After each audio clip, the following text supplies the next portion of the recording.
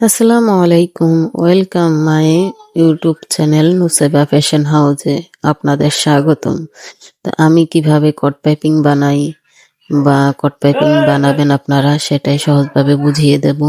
তো প্রথমে আমি কাপড়টাকে অফ ক্যামেরা অনেকগুলা কাপড় কেটে নিয়েছি, তো অন ক্যামেরায় আমি অল্প কাপড় কেটে দেখাবো।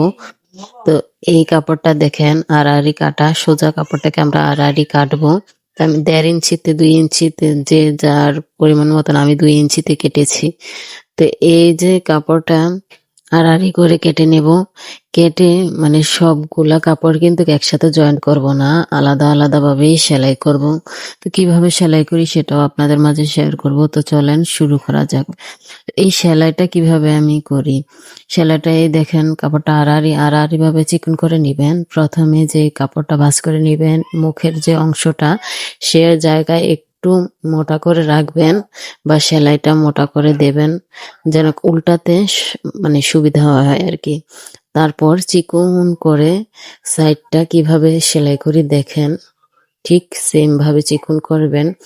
তারপর এটা উল্টানোর জন্য আমি সুই বা নিডেল ব্যবহার করব। মেশিনের যে 16 নাম্বার সুইটা দিয়ে আমি সেলাই করি, সেই 16 নাম্বার সুইটাই আমি ব্যবহার করব। প্রথমে আমি 2 ভাঁজ করে নেব ফিতাটা, 2 ভাঁজ করে নেব। এই সুতা 2 ভাঁজ করে তারপর নিডেলে ঢুকাবো। ঢুকিয়ে এক পাশ গিট্টু দিয়ে দেখুন এক কোণায়, মানে এটা জয়েন্টে দিবেন বা এক কোণায় এটা আটকাবেন। আটকানোর পর এটা উল্টাবেন। তারপর সুতাটা একটু উল্টাতে একটু কষ্ট হবে, যেহেতু একটু মোটা বা এটা চিকন। তো কট প্যাকিং এরকমই, আড়াআড়ি ভাবে কাপড়টা কাটলে তো উল্টাতে সুবিধা হয় আর কি। আর মানে সেলাই করার পরও বটে যায় না। তো দেখতে থাকুন কিভাবে আমি উল্টাই। তো আরেকটা কথা বলে রাখি, আপনারা যদি আমার ইউটিউব চ্যানেলে নতুন হন অবশ্যই আমার চ্যানেলটা সাবস্ক্রাইব করবেন, ভিডিওতে একটা লাইক দিবেন এবং কমেন্ট করে জানাবেন। এবং পরবর্তী ভিডিওতে আমি এই কট পাইপিং তৈরি করে কি বানিয়েছি সেটা আপনারা পেতে হলে নোটিফিকেশন অন করে রাখুন। তো আল্লাহ হাফেজ।